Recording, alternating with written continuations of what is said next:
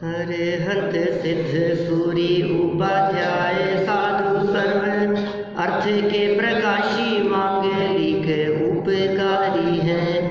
तिनको स्वरूप जान रागते भई जो भक्ति काय को नमाई स्तुति को ऊंचाई है।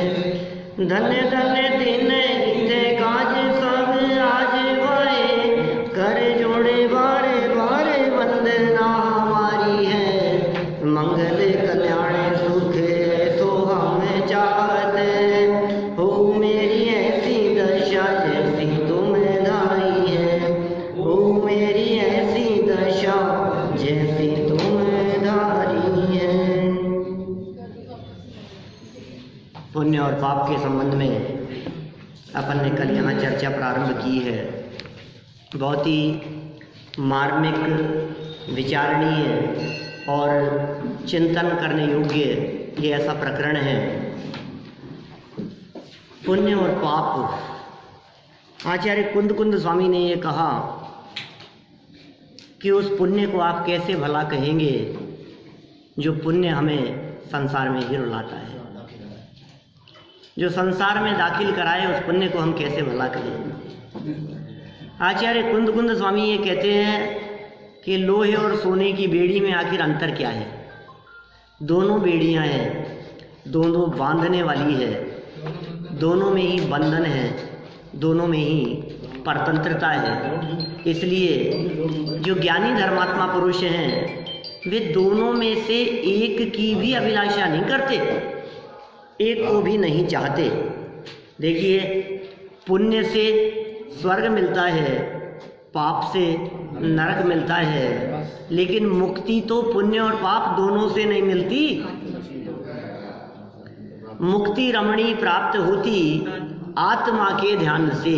यदि आपको मोक्ष चाहिए, मुक्ति की प्राप्ति चाहिए, तो आत्म ध्यान करना पड़ेगा। आत्मा के ध्यान से मुक्ति की प्राप्ति होती है। तीसरा रास्ता, हाँ, तीसरा रास्ता। पाप और पुण्य दोनों से पार एक तीसरा रास्ता है, लेकिन अभी आसानी से थोड़ी ना मान जाएगा ये व्यक्ति। तर्क हैं, युक्तियां हैं हमारे पास में, बहुत सारी बातें हैं, सब तर्क उठाएंगे, एक एक प्रश्न उठा करके चर्चा करेंगे। देखिए पेज नंबर 16 पर इसी तरह का भाव जैसा योगसार योगेंदु देव ने 32 नंबर गाथा में कहा। गाथा नहीं पढ़ी थी शायद हमने। देखिए योगसार योगेंदु देव की गाथा, 32 नंबर गाथा। पुण्य पावई सग जीव पावे एम नरय निवासु वे चंडी भी अपा मुड़ई तो लभई शिव वासु। क्या कह रहे हैं? पुण्य से जीव स्वर्ग पाता है और पाप से नरक पाता है। जो इन दोनों को छोड़कर आत्मा को जानता है वह मोक्ष को पाता है, प्राप्त करता है। इसी प्रकार का भाव आचार्य पूज्यपाद ने समाधि शतक में व्यक्त किया है। कुंदाचार्य देव भी इस संदर्भ में स्पष्ट निर्देश देते हैं। प्रवचन सार की एक गाथा यहाँ प्रस्तुत की है। प्रवचन सार ग्रंथ और गाथा नंबर है 181। सुह परिणामो पुण्यम असुः पावति भणीयमन्नसु परिणामो नान्नगदो दुःख करे कारणम समये। क्या कहा? पर के प्रति शुभ परिणाम पुण्य है। शुभ परिणाम दूसरे के लिए जो हमारा शुभ परिणाम है, दूसरे के लिए जो भलाई का भाव है। अरे व्यास जी ने ऐसा लिखा, परोपकाराय पुण्याय। परोपकार के लिए जो भी किया गया वो सब पुण्य है, और अशुभ परिणाम पाप है। आचार्य कुंद देव कह रहे हैं पर के प्रति देशासुर है। हाँ, देवचास गुरु समझ लो, दूसरों के प्रति हाँ करुणा का जहाँ भाव है, साधर्मियों के प्रति, जन सामान्य के प्रति, गरीबों के प्रति, दीन दुखियों के प्रति, अपने से जो हीन है उन लोगों के प्रति जो परोपकार का भाव है, जो शुभ परिणाम है उन लोगों के लिए, वो सब पुण्य है। कबूतरों को ज्वार डालना भी पुण्य है, गाय को रोटी देना भी पुण्य है, कुत्ते को रोटी डालना भी पुण्य है। लेकिन यदि अपने दिमाग में कोई गलत धारणा रख करके किया जाए तो वो पाप बंधन में भी कारण बन जाता है, ग्रहित मिथ्यात्व रूप होकर के। जो चार है ना, मैत्री प्रमोद कारुण्य मध्यस्थ, सब पुण्य है। हाँ, मैत्री प्रमोद कारुण्य सब पुण्य है वो। और अशुभ परिणाम, खोटे भाव, वो सब क्या है? पाप है। आवाज थोड़ी गूंज रही है, कैसा लग रहा है क्या? तो नहीं, आवाज तो ठीक है उसका, वो हाँ। अशुभ परिणाम वो पाप है, तथा दूसरों के प्रति प्रवर्तमान नहीं है ऐसा आत्म परिणाम वो आगम में दुख क्षय का कारण है। कौन सा परिणाम? दूसरों के प्रति प्रवर्तमान नहीं है।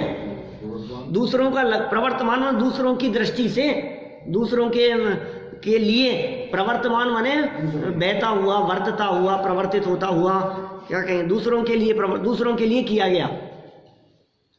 वो जो दूसरों के प्रति प्रवर्तमान नहीं है, दूसरों की दिशा में नहीं जा रहा है, ऐसा आत्मा का परिणाम, पर से हट करके अपने में लगने वाला परिणाम, वो दुख क्षय का कारण कहा है।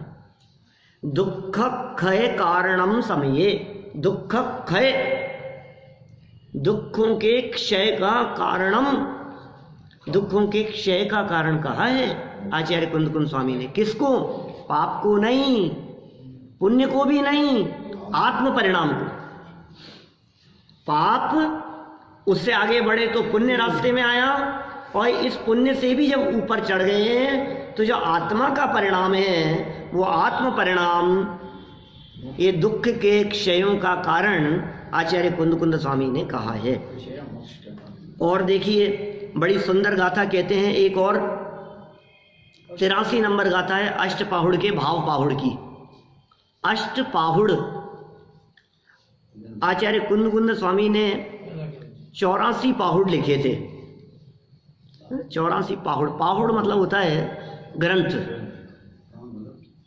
ग्रंथ बहुत छोटे छोटे 84 टॉपिक्स को लेकर के उन्होंने ग्रंथ लिखे थे, बट वो अवेलेबल नहीं है, उपलब्धि नहीं है हमारे पास में। 84 में से थोड़े समय पहले, कुछ काल पहले 6 मिले थे, तो उन्हें षट प्राभृत कह करके पुकारा गया, 6 पाहुड़, ठीक है ना। फिर 2 और मिल गए तो उनको मिला करके 8 हो गए, और उन सब 8 चैप्टर को मिला करके पुस्तकाकार रूप प्रकाशित किया, हो गए अष्टपाहुड़।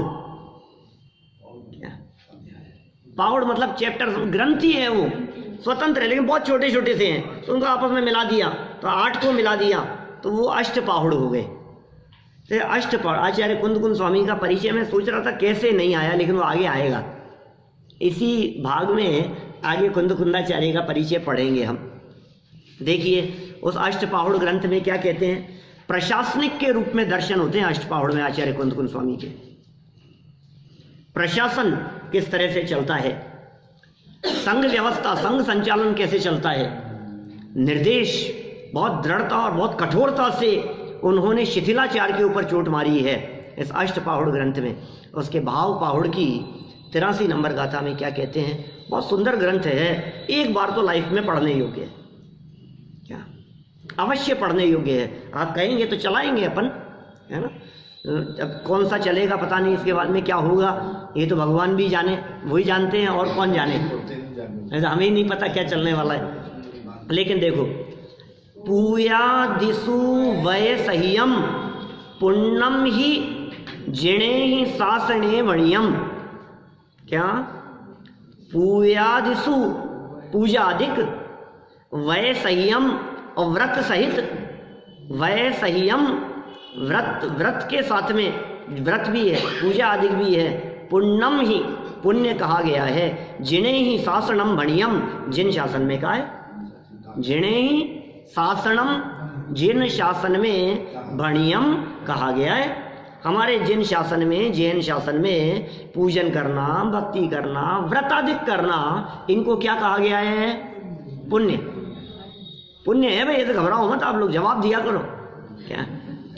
मोह खय मोह खोह विहीणो परिणामो अपणो धम्मो। लेकिन धर्म किसे का है? क्या? पूजा को धर्म नहीं कहा, व्रत को धर्म नहीं कहा। ये गाथा है सामने, कितना स्पष्ट शब्दों के अंदर कह रहे हैं। पूया दिशु वय सह्यम पुण्यम ही जिणे ही शासने बढ़ियम। जिनेन्द्र भगवान के शासन में पूजा और व्रतादिक को पुण्य कहा है, और मोह और क्षोभ से विहीन जो परिणाम है, मोह खोह विहीणो परिणामो अपणो धम्मो। मोह और क्षोभ से रहित, माने राग द्वेष और मोह से रहित जो आत्मा का परिणाम है वो धर्म है। मोह और क्षोभ, मोह माने होता है दर्शन मोह, और क्षोभ माने होता है चारित्र मोह, राग द्वेष। हाँ, वही बात है। प्रवचन सार 7वीं गाथा में जो चर्चा की है वही बात है, वही तो है लेखक। जिन शासन में कहा है कि व्रत पूजा आदि पुण्य है, और मोह में क्षोभ से रहित आत्मा का परिणाम वो धर्म है। अब नाटक समय सार, शैली बड़ी सुंदर है। ये नाटक समय सार पूरा का पूरा ये ऑडियो वॉइस में गौरव सौगानी के माध्यम से तैयार कराया जा रहा है। एक हैं साधर्मी, उनके निवेदन पर तो ये काम कर रहे हैं प्रोड्रमल स्मारक द्वारा। मैंने उनकी आवाज़ में, गौरव सौगानी और जो उनकी वाइफ हैं शिखा, तो उनकी पूरा का पूरा आपको नाटक समय सार ऐसे लगा करके रखो गाड़ी में तो आप चलता रहे वो। और बहुत सुंदर धुन है, बहुत सुंदर चर्चा है इस नाटक समय सार की, पुरानी 400 साल पहले। ये नाटक समय सार बनारसी दास जी ने जब लिखा 400 साल पहले, तो ये नाटक समय सार के छंद, ये दोहे गली मोहल्लों चौराहों पर लोग गुनगुनाया करते थे। जैन लोग फिल्मी गानों की, जैसे फिल्मी गाने तो होते नहीं थे, क्या फिल्में तो थी नहीं, तो जैसे चौपाई के दोहे चलते थे, इसी तरह से ये छंद भी गुनगुनाते रहते थे लोग। मजा आता था, रस आता था। कैसे छंद है देखो। नाटक समय सार में पुण्य पाप को चंडालिनी के युगल पुत्र जुड़वा भाई बताते हुए लिखा है कि ज्ञानियों को दोनों में से किसी की भी अभिलाषा नहीं करना चाहिए। क्या बातें लिखी है यहाँ। जैसे काहू चंडाली जुगल पुत्र जन तिन्ही, एक दियो बामन के एक घर राख्यो है। क्या कहा, समझ में आ रही है। जैसे काहू चंडाली जुगल पुत्र जन तिन्ही, एक दियो बामन के एक घर राख्यो है। बामन कहायो तिनी मध्य मास त्याग कीनो, और चांडाल कहायो तिनी मध्य मास चाख्यो है। तैसे एक वेदनी करम के जुगल पुत्र, दोहू माई दौरे धूप, दोहू कर्म बंद रूप, याते ज्ञानवंत नहीं को पीला क्यों है। समझ में आया क्या अभय जी? क्या कह रहे हैं मतलब? पुण्य को बांध के रखा और उसको छोड़ दिया। नहीं, देखो क्या गजब बात कह रहे हैं। जैसे काहू चंडाल, पहले मैं अर्थ बताता हूँ इसका, और फिर दोबारा पढ़ेंगे छंद। जैसे काहू मतलब किसी चंडालिनी के जुड़वा पुत्रों का जन्म हुआ। जने मतलब पैदा हुए। किसी चांडालिनी के युगल पुत्र, जुड़वा पुत्र पैदा हुए। उसमें से एक दियो, एक उसने ब्राह्मण के दे दिया कि ब्राह्मण के यहाँ चला गया, गोद चला गया, ब्राह्मण के यहाँ पला बड़ा हुआ, और एक अपने घर में रहने लगा। तो जो ब्राह्मण कहा है ना, ब्राह्मण है भाई साहब, ब्राह्मण ने कहायो तिनी मध्य मांस। ब्राह्मणों के यहाँ मध्य मांस का क्या काम? क्या नहीं भाई साहब, ब्राह्मण है तो मध्य मांस का उसने त्याग कर दिया। उसने चखा ही नहीं, मध्य मांस को कभी छुआ ही नहीं। जो ब्राह्मण के यहाँ पला बड़ा वहां रहा, उसने मध्य मांस का त्याग किया। और चांडाल कहायो तिनी मध्य मांस क्या क्यों है? तो मध्य मांस उनके तो इसी तरह का चलता है। उसी तरह से ये तो हुआ उदाहरण। लेकिन हम देखो, ये चर्चा मुझे ध्यान है 1994 की है, ये चंद मैं वहाँ बधीचंद जी के मंदिर में पढ़ा रहा था, तो प्रभाकर जी सेठी है सांगानेर में, उनकी नानी सास नहीं क्या, उनकी नानी जी हैं, वो आज उनकी उम्र 60 से ऊपर है, 70 के आसपास होगी प्रभाकर जी सेठी की उम्र, क्या डॉक्टर प्रभाकर जी सेठी, उनकी नानी सास की बात कर रहा हूँ मैं।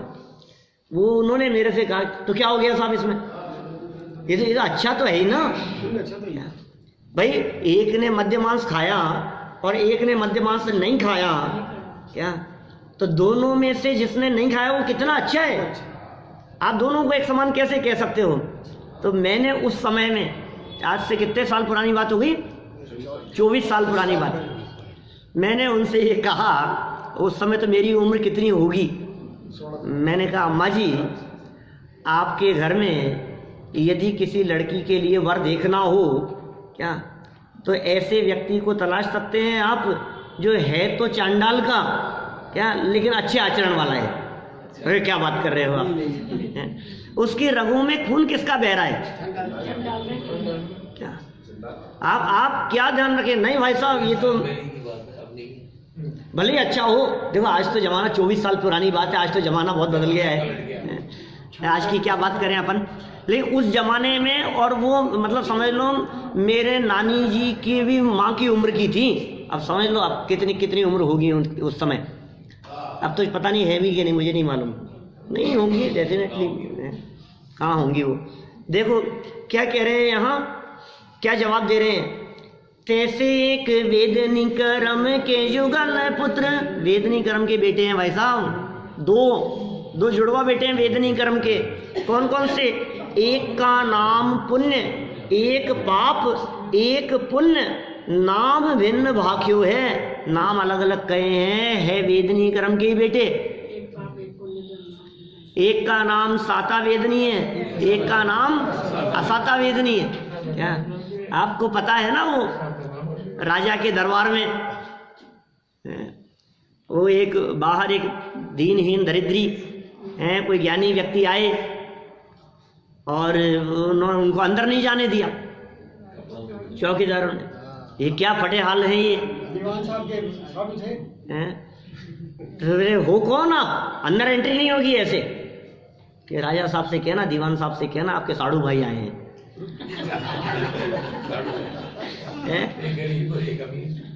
साधु भाई, तो राजा से जाकर के कहीं, दीवान साहब से जाकर के कहीं अंदर, साहब आपके बोले मेरी पत्नी तो इकलौती है मेरे कौन से साधु भाई आ गए, कि कोई बात नहीं, कोई सज्जन कहते हैं तो भेज दो उनको, मिल लेंगे। तब अंदर आए और जब बात हुई तो पता लगा कि वेदनी की 2 बेटियां थी, एक साता और एक असाता। महाराज साता का विवाह आपके साथ हुआ है, असाता का क्या, इसलिए साधु भाई हो गए हैं। दो बहनें, एक साता और एक असाता। वेदनी, अब वहां तो पुत्रियों की बात उस स्टोरी में तो, और यहाँ ये कह रहे हैं, ये पुत्र कह रहे हैं, यहाँ पुत्र कह करके पुकारा है। तैसे एक वेदनी करम के युगल पुत्र, वेदनी करम के जुड़वा पुत्र, एक पाप एक पुण्य, नाम भिन्न भाख्यो है। भाख्यो मतलब कहा गया है, भिन्न भिन्न नाम कहा है, एक का नाम पाप का, एक का नाम पुण्य कहा। लेकिन वस्तु स्थिति क्या है, एक चांडाल के गया हो, एक ब्राह्मण के रहा हो, लेकिन वस्तु स्थिति क्या है, दोनों की रगों में चांडाल का खून बह रहा है। वस्तु स्थिति तो यही है ना। ऐसे ही यहाँ वस्तु स्थिति बतला रहे हैं। दोहू माई दौड़े धूप, दोनों में पाप और पुण्य, शुभ और अशुभ, इन दोनों में ही क्या है, दौड़ धूप है। भाई साहब सुनो, पिक्चर देखने के लिए जाना हो तब भी वैसे ही भागते हो जैसे मंदिर में प्रवचन छूट रहा हो तब भाग के आते हो। वैसे ही होता है। दौड़ धूप तो दोनों में ही है, क्या भाग दौड़ तो दोनों में है। पिक्चर छूट जाएगी है, भागता है। तो ऐसे ही यहाँ पिक्चर जो छूट जाएगी। और सुनो, इस पिक्चर छूटने के चक्कर में जो परिणाम बिगड़ रहे हैं उसमें पिक्चर बन रही है।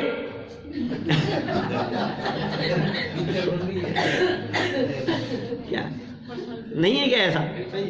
अपने अजय भैया का फेवरेट शब्द है, पिक्चर बन रही है। देखो, दोहू माई दौड़े धूप, दोनों में दौड़ धूप है, और दोहू कर्म बंध रूप, दोनों कर्म बंध रूप है, पाप भी और पुण्य भी, दौड़ धूप भी दोनों में है। दोहू माई दौड़े धूप, दोहू कर्म बंध रूप, याते ज्ञानवंत, इसलिए ज्ञानी जीव नहीं को अभिलाख्यो है। दोनों में दौड़ धूप है, दोनों में आकुलता है, दोनों में परिणाम विकृत रहते हैं, विचलित रहते हैं, आकुलित परिणाम रहते हैं दोनों में ही। इसलिए ज्ञानी जीव ये कहते हैं, भाई साहब हम तो दोनों से हाथ जोड़ते हैं, पाप भी नहीं और पुण्य भी नहीं। हाँ, पुण्य में अपेक्षाकृत पाप की तुलना में कुछ आकुलता की मंदता दिखाई देती है, लेकिन आकुलता तो है। क्या वो मध्य मांस नहीं खाने वाला व्यक्ति खाने वाले की तुलना में अच्छा तो दिखाई देता है, ठीक है ना, लेकिन कोई भरोसा नहीं है भाई साहब, उसके रगों में वही खून बह रहा है, क्या पता कब पलटी मार जाए। चांडाल को मिथ्यात्व में ले क्या? चांडाल मिथ्यात्व में, अरे उदाहरण देकर के कह दिया ना, वेदनीय है। चांडाल को खून रगों में दौड़ रहा है तो वेदनीय कर्म, कर्म पना, दोनों में कर्म, साता हो तो भी कर्म है, असाता हो तो भी कर्म है तो कर्म पना ही, ऐसा समझना। चलो याद करना है छंद सबको। क्या बहुत अच्छी धुन है, गुनगुनाते हुए जाना, स्कूटर पे जाते समय, गाड़ी पे जाते समय। क्या करना है? जैसे काहू चंडाली जुगल पुत्र जन तिनी, एक दियो बामन के एक घर राख्यो है।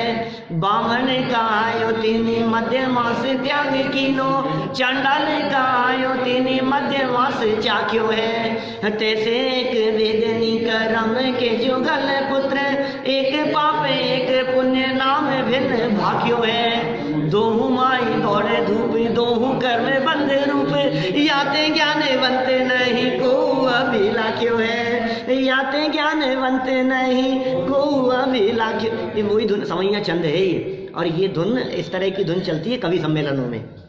क्या पुराने जो कवि हैं उन सबकी रचनाएं आपको इसी धुन और इसी छंद में मिलेगी आपको।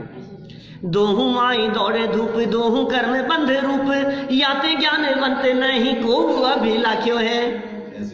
क्या? याते ज्ञानवंत, इसलिए याते, इसलिए ज्ञानवंत जो ज्ञानी जीव हैं नहीं को अभिलाख्यो है, इसलिए ज्ञानी जीवों ने इन दो में से एक की भी अभिलाषा नहीं की है। क्या आपको तो याद होगा नाटक समयसार के समय का, नाटक समयसार पढ़ा था हमने, 20-1 साल पुरानी बात होगी, 96-97 की बात है। आप आते आए थे क्या? आपके घर में आखिरी में 96-97 की सकता है क्या? देखो क्या है, इतनी पुरानी भी हो सकती है, क्या पता जब की भी हो। तो समझ में आई क्या बात क्या कहना चाह रहे हैं? सांसारिक दृष्टि से पुण्य की अपेक्षा, पाप की अपेक्षा पुण्य को भला कहा जाता है। सांसारिक दृष्टि से, सांसारिक दृष्टि से पाप की अपेक्षा पुण्य को भला कहा जाता है, किंतु मोक्ष मार्ग में तो पुण्य और पाप दोनों कर्म बाधक ही हैं।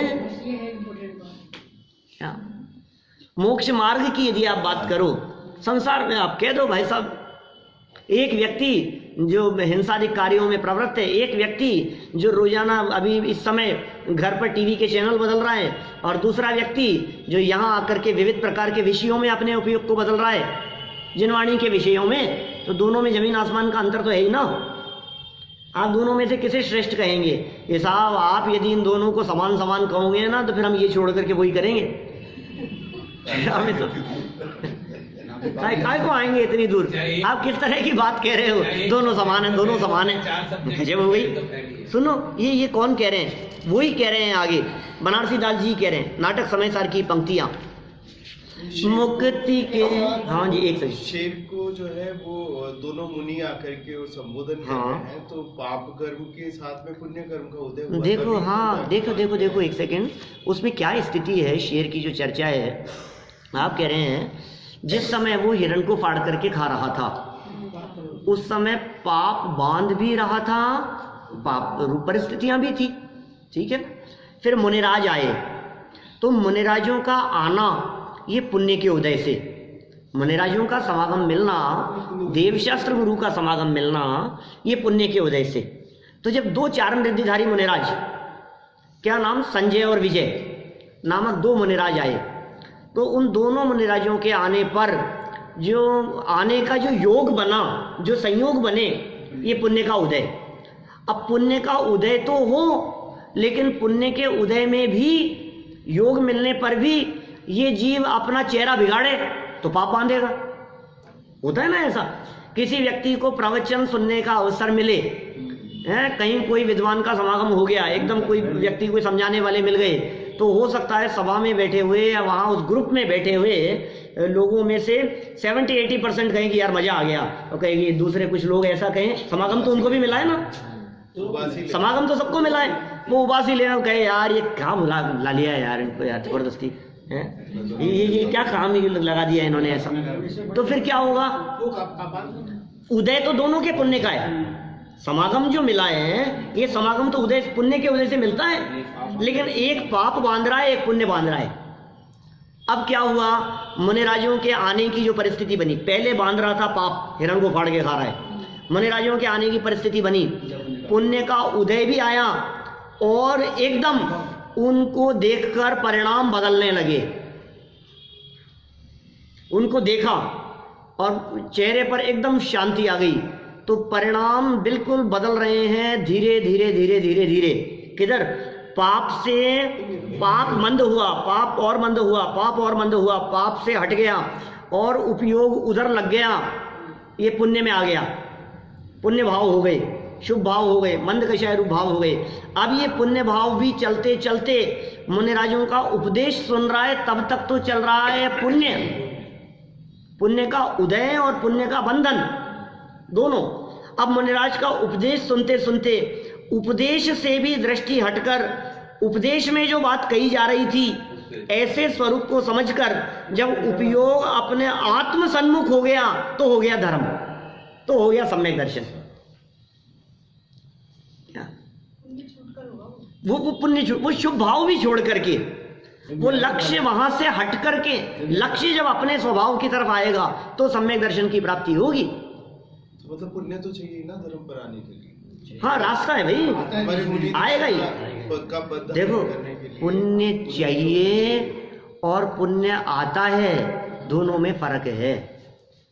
देखो ऐसा है, जब जब धर्म होगा तब तब नियम से पुण्य उससे पहले आएगा ही आएगा, क्या उससे ही स्टेप आगे बढ़ेगा। लेकिन जहां हमने ये समझ लिया पुण्य तो चाहिए, पुण्य तो बनाए रखने वाला है, पुण्य की भी उपयोगिता है साहब, पुण्य को भी रखो, तो जहां उसकी उपयोगिता समझ ली वहां फिर उसको छोड़कर स्टेप आगे बढ़ाना ये बहुत कठिन हो जाएगा। क्योंकि जिसको हमने उपयोगी समझा वो फिर छूटती ही नहीं है वो चीज। उपयोगी समझो, समझ में तो यही रखो कि ये भी छोड़ने लायक है, लेकिन छोड़ने लायक है कहने पर भी छोड़ना मत, छूटेगा। श्रद्धांत तो ये रखो, इनको भी छोड़ना है। क्या श्रद्धांत, अभी तो चर्चा शुरू की है अपन ने, 2-1 दिन और चलेगी अभी तो चर्चा। पुण्य पाप के संदर्भ में विशेष बातें कहेंगे, कुछ विशेष बातें कहना चाहते हैं यहाँ, उपयोग की तल्लीनता पूर्वक एक बार गहराई से समझने का प्रयास करें। क्या विषय है? देखो भाई, जब जब बरसात होती है क्या, तो काले बादल मंडराते हैं, उससे पहले काले बादल छाते हैं, लेकिन काले बादल छाए हुए हैं तो बरसात होगी ही, इस बात की गारंटी है। अरे बात, काले बादल छा रहे हैं बिल्कुल, तो बरसात होगी कि नहीं होगी? मे भी हो सकता है, ठीक है। हमको ये ऐसा नियम नहीं बना सकते, हो जाए तो हो जाए, लेकिन होगी तो अरे साहब फिर यदि इनके होने पर नहीं होती है तो फिर हटाओ, इनको कोई जरूरत नहीं है कि सुनो इनके बिना भी नहीं होगी। तो बारिश तो जरूरी है।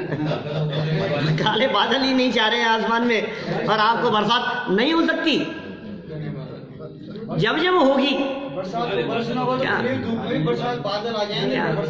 बरस ना होगा तो खुली मतलब बहुत तेज धूप में भी बादल आएंगे क्या, और घने होंगे और काले बादल होंगे और तो बरसेंगे। बरसाती बादल तो बरसाते हैं, बरसात बादल ही तो बरसाते हैं। देखो चलो क्या कह रहे हैं अभी, देखो साधक और बाधक की बहुत सुंदर बात कह रहे हैं यहाँ बनारसी दास जी। बस ये प्रकरण में इतना सा आज लूंगा, मेरा प्रवचन अभी मानसरोवर में है, इसके बाद आधे घंटे बाद। देखो क्या कह रहे हैं यहाँ, मुक्ति के साधक को बाधक कर्म सब, आत्मा अनादि को कर्म माही लुक्यो है। एते पर कहे जो कि पाप बुरो पुण्य भलो, सोई महामूढ़ मोख मार्ग सो चुक्यो है। आज की थोड़ी ना पंक्तियां हैं, ये पंक्तियां किसी पंथ संप्रदाय से प्रभावित नहीं है। 400 साल पहले ऐसे समाज में ऐसे बंटवारे नहीं थे, ऐसे टुकड़े नहीं थे। 400 साल पहले लोग इस तरह के वो नहीं करते थे, अरे ये 13 पंथी है, ये 20 पंथी है, ये पंथी है, ये पंथी, कुछ नहीं चलता था।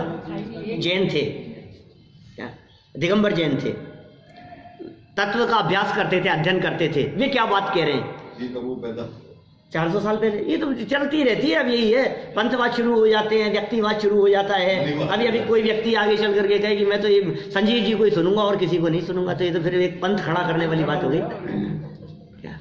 तो ज्ञानियों की बात है, सब ज्ञानी एक समान है हमारे लिए, है ना। कोई ऐसा भेदभाव हमारे माध्यम से नहीं होना चाहिए। देखो बहुत मार्मिक बात यहाँ कह रहे हैं, मुक्ति के साधक को, जो मुक्ति का साधक है उसको क्या है, बाधक हैं सारे के सारे कर्म, सारे कर्म बाधक हैं जो मुक्ति की साधना करने वाले व्यक्ति को। आत्मा अनादि को कर्म माही लुक्यो है, छिपा हुआ है। कर्म के बीच में छिपा हुआ है आत्मा अनादि काल से। मुक्ति के साधक को तो ये दोनों ही कर्म बाधक हैं, सारे कर्म बाधक हैं। मुक्ति में कर्म का क्या काम, कर्म के अभाव से मुक्ति होती है, कर्म के सद्भाव से नहीं। उसी प्रसंग की बात बतलाता हूँ, 1994 की ही। वहीं प्रवचन करते समय एक अपने थे आबू जी वाले, उन्होंने कहा कि साहब आप ये बातें तो बता रहे हो, क्या सारी पुण्य पाप की ऐसी चर्चाएं चलती है, हमारे कब पुण्य का उदय आएगा कि हमें मोक्ष होगा। हमारे तो ऐसे पुण्य का उदय कहाँ, हमें मोक्ष मिल जाए, मुक्ति मिल जाए, मोक्ष की बातें करते हो आप। मैंने कहा भाई साहब पुण्य के उदय से मोक्ष नहीं मिलता, अच्छा पुण्य के अभाव से मोक्ष मिलता है। पुण्य भी कर्म है, पुण्य के उदय से नहीं और पुण्य के उदय से भी नहीं और पाप से भी नहीं। पाप और पुण्य दोनों ही प्रकार के कर्म का अभाव होने पर मोक्ष की प्राप्ति होती है। इसलिए दोनों नहीं चाहिए, सबका इंडिविजुअल है। मुक्ति के हाँ तो सीढ़ियों में रुकते थोड़ी ना है, नाव है, सीढ़ी है, नाव है, सीढ़ी है, रास्ता है, मार्ग है, मंजिल नहीं है। मुक्ति के साधक को हाँ छूटे, लेकिन उसको छूटेगा जिसके श्रद्धान में छोड़ने योग्य है ये बात बैठी हुई होगी तो छूटेगा। आपके दिमाग में ये बात छोड़ने योग्य है। ये देखो क्या होता है आजकल के ज़माने में, जहाँ जॉब्स दिखती हैं ना, यंग एज वाले लोग एक जॉब छोड़ते हैं दूसरी जॉब, तो कब होता है ऐसा, अरे नहीं बहुत अच्छी जॉब है, ये तो भाई साहब इतनी अच्छी है, ये क्यों छोड़ूंगा मैं, ये तो छोड़ने लायक है ही नहीं। कि नहीं भैया छोड़ने लायक है यदि ये तू समझेगा क्या, तो कोई छोड़ देगा क्या कि नहीं जब तक आगे नहीं चढ़ेगा तब तक इसको नहीं छोड़ेगा। होता ही है ना, ऐसा दिखता ही है ना। आज पूरे समाज में इसी तरह की स्थिति दिखती है, फटाफट अच्छा पैकेज मिल गया, ये छोड़ा वो चले गए। बैंकों में बैंक की जॉब, इस बैंक के अंदर है, कल उसमें चला गया, पता ही नहीं लगता है। पहले तो ऐसा लगता था कि ये जो जॉब है तो परमानेंट होती है, कोई व्यक्ति किसी जगह पर बैठा है कुछ परमानेंट नहीं दिखता है। कैसा बदल गया है जमाना। मुक्ति के मार्ग में मुक्ति के साधक को बाधक कर्म सब, सारे कर्म मुक्ति के साधक को बाधक हैं। और आत्मा अनादि को कर्म माही, अनादि से कर्मों के बीच में छिपा हुआ है। इतना होने पर भी, ऐसा होने के बावजूद भी यदि कोई व्यक्ति ये बात कहे, एते पर कहे जो कि पाप बुरो पुण्य भलो, इतना होने पर भी कोई व्यक्ति ये बात कहे पाप बुरा है और पुण्य भला है, एते पर कहे जो कि पाप बुरो पुण्य भलो, सोई महामूढ़ मुख मार्ग सोचू क्यों है। ऐसा कोई महामूढ़ व्यक्ति, महामूर्ख व्यक्ति, मूढ़ नहीं, मूढ़ कहते हैं मूर्ख को, ऐसा महामूढ़, कोई महामूर्ख व्यक्ति ही हो सकता है, वो मोक्ष मार्ग से चूक गया। क्या थोड़ी सी बात है भाई साहब, इतनी सी हल्की सी बात में, थोड़ी सी असावधानी में व्यक्ति मोक्ष मार्ग से चूक जाता है। महाकवि बनारसी दास ने कुंद कुंदाचार्य के समयसार नामक ग्रंथ राज पर आचार्य अमृतचंद्र द्वारा लिखित आत्मख्याति टीका एवं कलशों के आधार पर नाटक समयसार में पुण्य पाप संबंधी हेयोपादेय व्यवस्था की गुरु शिष्य के संवाद के रूप में विस्तार से चर्चा की है, जिसकी चर्चा, बहुत सुंदर प्रश्न उठाए हैं और समाधान किया है। इसकी चर्चा अपन कल अपेक्षित विस्तार से करेंगे। अभी की बात को हम यहीं